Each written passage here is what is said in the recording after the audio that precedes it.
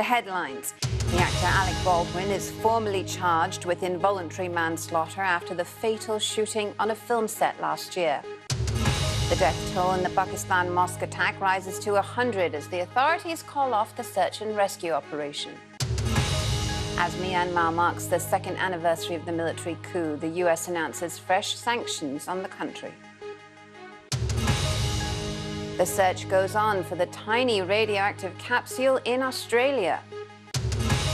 And welcome to Liverpool. Eurovision arrives for its official launch as the city that brought us the Beatles stands in for Ukraine.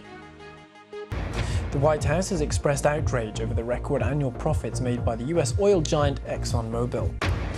The US Department of Justice has charged 4 men in connection with the assassination of Haiti's President Jovenel Moïse. The Republican Congressman George Santos is to step down from committees in the House after several calls to resign for repeatedly lying about his family background and work experience. Pope Francis has begun a historic visit to the Democratic Republic of Congo. It's the first papal visit to the country in 4 decades. Later in the week, he'll be joined by the Archbishop of Canterbury when he travels to South Sudan. He'll urge political leaders to bring an end to years of hostilities. Downing Street is warning there will be significant disruption on Wednesday as train and bus drivers, civil servants, teachers and other workers go on strike.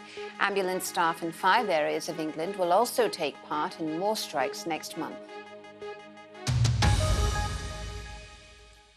Well, in France, huge numbers of demonstrators have taken to the streets to protest against plans to raise the retirement age. Transport workers and others in public services have been on strike, and many schools, post offices and local government buildings were closed.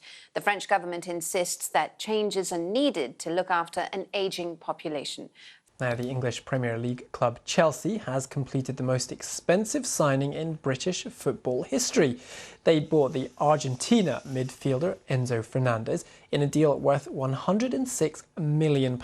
That's more than $130 million. The World Cup winner joins from the Portuguese side Benfica.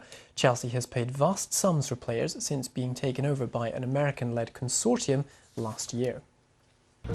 The organisers of the Oscars have decided not to revoke a Best Actress nomination for Andrea Riseborough. Concerns had been raised about campaigning to promote her Oscars 2023 performance in To Leslie, a film which drew small audiences.